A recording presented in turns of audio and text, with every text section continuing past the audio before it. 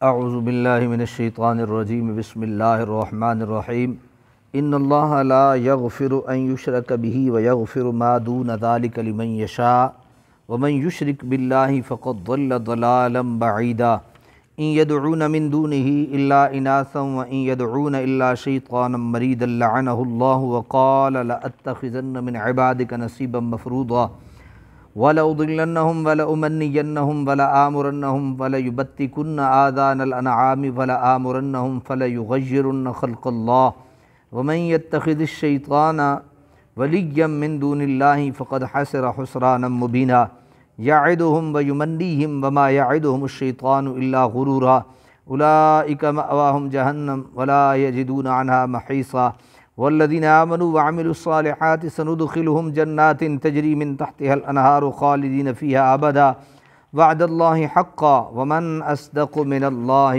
قیلا صدق اللہ العظیم۔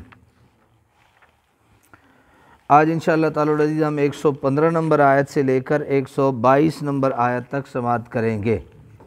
ان اللہ لا یغفر ان یشرک بہ ویغفر ما دون ذلک لمن یشاء، بے شک اللہ تعالیٰ نہیں بخشتا اس جرم عظیم کو کہ شریک ٹھہرایا جائے اس کے ساتھ، کہ اس کے ساتھ کسی کو شریک ٹھہرایا جائے، اللہ اس جرم کو معاف نہیں کرتا۔ وَيَغْفِرُ مَا دُونَ ذَلِكَ لِمَن يَشَاءُ، اور بخش دیتا ہے اس کے ما سوا جتنے جرائم ہوں جس کے لیے چاہتا ہے، جس کے لیے چاہتا ہے اس کے علاوہ سب جرائم معاف کر دیتا ہے۔ وَمَن یشرک باللہ، اور جو شریک ٹھہرائے کسی کو اللہ کے ساتھ، فقد ضل ضلالا بعیدا، تو وہ گمراہ ہوا اور گمراہی میں وہ دور نکل گیا۔ گمراہ ہوا اور گمراہی میں وہ کہاں نکل گیا؟ دور نکل گیا۔ ان یدعون من دونہ الا اناثا، نہیں عبادت کرتے یہ مشرک اللہ کے سوا مگر دیویوں کی، یہ دیوی اس کی جمع دیویوں کی۔ وَإِن يَدْعُونَ إِلَّا شَيْطَانًا مَرِيدًا، اور نہیں عبادت کرتے مگر شیطان سرکش کی۔ یہ جو ہے نا دیویوں کی عبادت کرتے ہیں، تو کہا کہ پہلے شرک کے متعلق مکرر تصریح کی، بار بار یہ بتایا گیا کہ یہ جرم قابل عفو نہیں ہے، قابل معافی جرم نہیں ہے۔ اب مشرکین کی حماقت اور سفاہت کا بیان ہو رہا ہے کہ وہ اگر خدا کا شریک ٹھہراتے ہیں تو کس کو؟ معیار دیکھو، ان لکڑی اور پتھر کے بنے ہوئے بتوں کو، طریقہ کار ہے اللہ کے، تم برابر کس کو شریک ٹھہرا رہے ہو کہ تمہارا سٹینڈرڈ کو معیار ہی نہیں۔ ان کے معبودوں کو اناس کہا گیا ہے، اناسا، ٹھیک ہے نا جی، یعنی عورتیں کہا گیا۔ اس کی کیا وجہ ہے؟ اس کی ایک وجہ تو یہ ہے کہ ان کے بیشتر معبودوں کے نام عورتوں کے سے تھے، جیسے لات، منات، عزا وغیرہ۔ دوسری وجہ یہ ہے کہ ہر قبیلہ جس بت کی پرستش کیا کرتا تھا اسے انسا بن فلاں کہا جاتا تھا۔ تیسری وجہ یہ ہے کہ کیونکہ وہ بے جان مورتیاں تھیں اس لیے انہیں اناث سے تعبیر کیا گیا، کیونکہ مؤنث بھی انفعال پذیر ہوا کرتا ہے، یعنی دوسرے کا اثر قبول کرتا ہے اور کسی میں اثر نہیں کرتی، یعنی کسی دوسرے کا اثر قبول کرتا ہے اور کسی میں اثر نہیں کرتی۔ اسی طرح یہ لکڑی پتھر وغیرہ بھی مؤنث کی طرح ہیں، صرف منفعل ہونے کی صلاحیت رکھتے ہیں، فاعل نہیں ہوتے، اس لیے انہیں کیا کہا گیا؟ اناث کہا گیا۔ آگے فرمایا وَإِن يَدْعُونَ إِلَّا شَيْطَانًا مَرِيدًا، اور نہیں عبادت کرتے مگر شیطان سرکش کی، یعنی نافرمان اور سرکش کو مرید کہتے ہیں۔ کیا کہتے ہیں؟ اب دیکھیں نا، صرف ایک، باقی لفظ اسی طرح ہے، صرف زبر زیر پہ کہاں سے کہاں پہنچ جاتا ہے، مرید اور مرید۔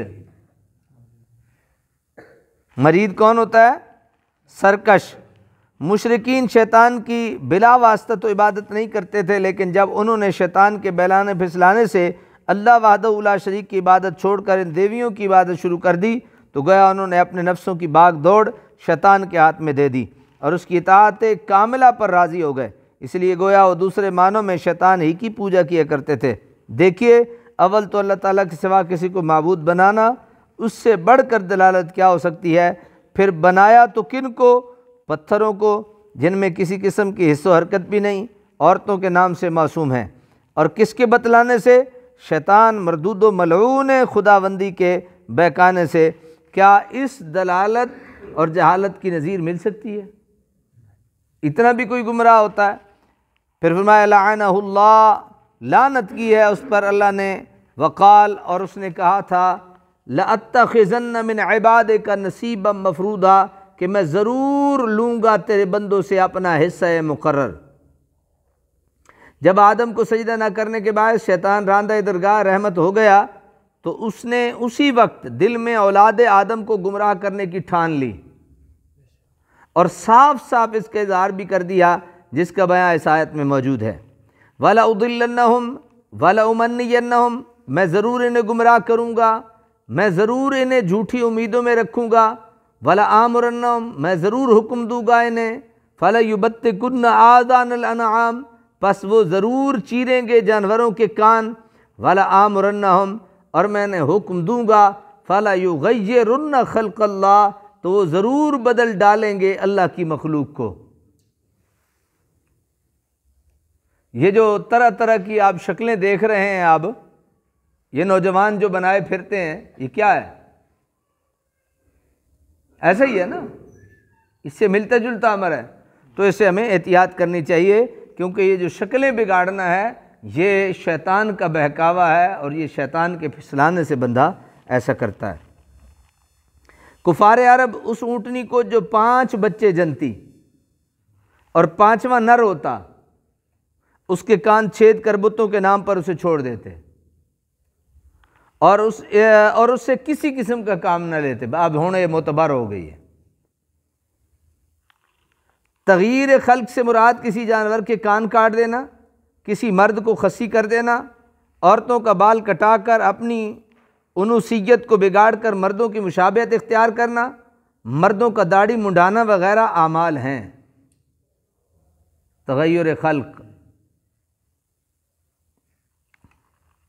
بعض علماء کرام نے اس کا یہ مفہوم بھی بیان کیا ہے کہ جس مقصد کے لیے کسی چیز کی تخلیق اس کے خالق نے فرمائی ہے، اس کے خلاف اس کو استعمال کرنا، مثلا سورج، دریا اور پتھر وغیرہ جو انسان کی خدمت گزاری کے لیے پیدا کیے گئے تھے، ان کو اپنا معبود بنا لینا بھی تغییر خلق میں داخل ہے۔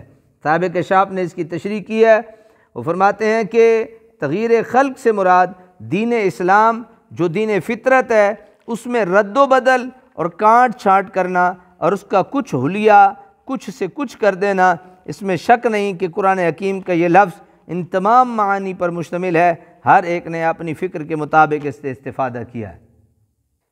تغییر خلق سے یہ سارے مراد ہیں، جتنے ذکر ہوئے ہیں یہ سارے مراد ہیں، ہر ایک نے اپنا اپنا حصہ رکھا ہے۔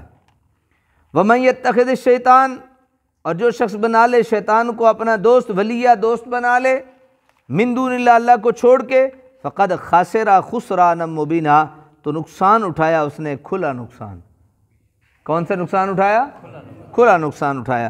یعدہم ویمنیہم، شیطان جھوٹے وعدے کرتا ہے ان سے اور انہیں غلط امیدیں دلاتا ہے۔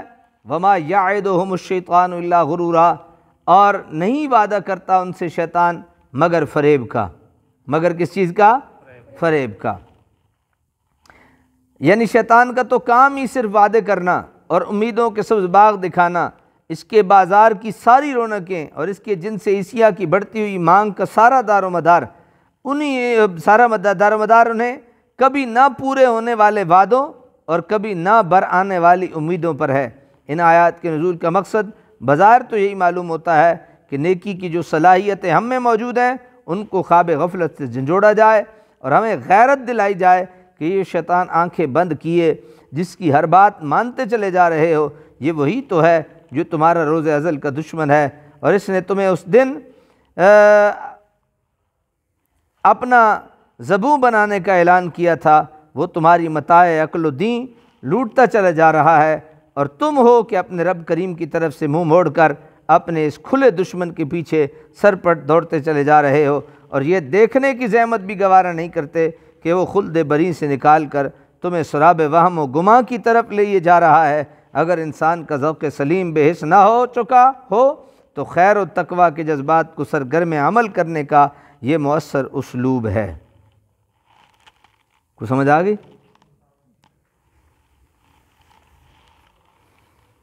صدق اللہ العظیم۔